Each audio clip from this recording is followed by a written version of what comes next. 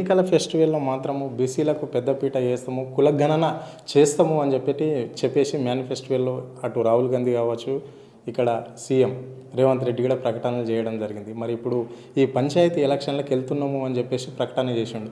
So కులగణన అయిన తర్వాతనవుతుందా, పంచాయతీ ఎలక్షన్లు కాకముందే ఈ పంచాయతీ ఎలక్షన్లు జరుగుతాయా? కాంగ్రెస్ పార్టీ దేశంలో, రాష్ట్రంలో మేము అధికారంలోకి వస్తే సమగ్ర కులగణన చేస్తాం. ఈ సమగ్ర కులగణన అనేది ఎక్స్రే లాంటిది, ఎంఆర్ఐ లాంటిది అని రాహుల్ గాంధీ గారు ఎన్నికల మేనిఫెస్టోలో, జాతీయ స్థాయి ఎన్నికల మేనిఫెస్టోలో పెట్టాడు. అదేవిధంగా ఇండియా కూటమి మేనిఫెస్టోలో పెట్టారు.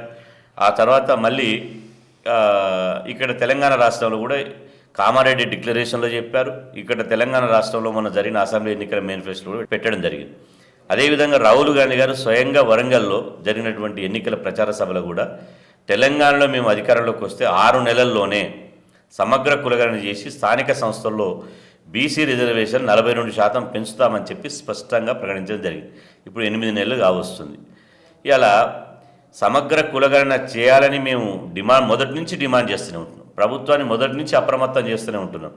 సమయం దగ్గరికి వస్తుంది, స్థానిక సంస్థలు ఎన్నికలు నిర్వహించాలి, కాబట్టి మీరు సమగ్ర కులగణన మొదలు పెట్టండి, ప్రారంభించండి అని చెప్పినాం. అయినా కూడా చెవిటోళ్ళ ముందు శంఖం వదినట్టు ఇలా వాళ్ళు 8 నెలల తర్వాత స్థానిక సంస్థలు ఎన్నికలు నిర్వహిస్తే ఎట్లుంటుంది, కులగణన చేద్దామా, ఓటర్ గణన చేద్దామా, ఇప్పుడు గ్రామ పంచాయతీ ఎన్నికలు నిర్వహించకపోతే నిధులు రావు అంటే వాళ్ళు చేసిన తప్పిదము ప్రజల మీద రుద్దడానికి ప్రయత్నం చేస్తుంది. ఇది మంచి పద్ధతి కాదు.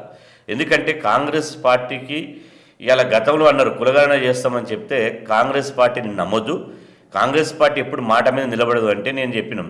తెలంగాణ ఇస్తామని చెప్పి ఇచ్చారు సోనియా గాంధీ గారు. అదేవిధంగా రాహుల్ గాంధీ గారు యువ నాయకుడు, అప్పటి నెహ్రూ కాంగ్రెస్ కాదు ఇది మాట మార్చడానికి.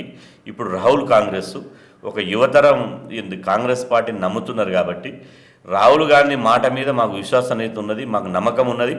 రాహుల్ గాంధీ గారు చెప్తే ఏదైనా అది అమలవుతుంది అని చెప్పి మేము నమ్మినాం. మరి రాహుల్ గాంధీ మాటకి ఇక్కడ విలువ లేదా? ఇలా నేను మొన్న సచివాలయంలో మీటింగ్ పెట్టి గ్రామ పంచాయతీ ఎన్నికలకు కొంపలు మునిగేది ఏముంది? గ్రామ పంచాయతీ ఎన్నికలు నిర్వహించకపోతే ఇంకొక 6 నెలలు ఆగితే నష్టమేముంది? కాబట్టి ఇక్కడ గ్రామ పంచాయతీ ఎన్నికల కంటే ముఖ్యము బీసీలకు రాజకీయ అవకాశాలు రావాలి. ఇలా ఏ గ్రామం పోయినా బీసీలు ఒకటే అంటారు, అన్న వాళ్ళే ముఖ్యమంత్రులు కావాలి, మంత్రులు కావాలి, మనమేమో సర్పంచ్ ఎంపీడీసీ కావద్దా? ఈ ప్రభుత్వంతో తాడోపేడో తెలుసుకుందాం. బీసీలు అంటే లెక్కలేనితనం ఉంది, బీసీలు అంటే చిన్నచూపు ఉంది, బీసీల మీద వివక్ష చూపిస్తున్నారు. మాకు రాహుల్ గాంధీ, సోనియా గాంధీ మాటే మా ప్రభుత్వానికి శిలాశాసనం. కాబట్టి వాళ్ళు రుణమాఫీ చేయమన్నది చేస్తామని చెప్పాడు. మరి బీసీ కులగణన విషయంలో కూడా రాహుల్ గాంధీ గారు ఇదే విషయం చెప్పారు కదా. రుణమాఫీ కంటే ఎక్కువగా ఒక దేశంలో ఇండియా కూటమి కాంగ్రెస్ పార్టీ ప్రధాన ఎజెండాగా సమగ్ర కులగణన తీసుకుంది.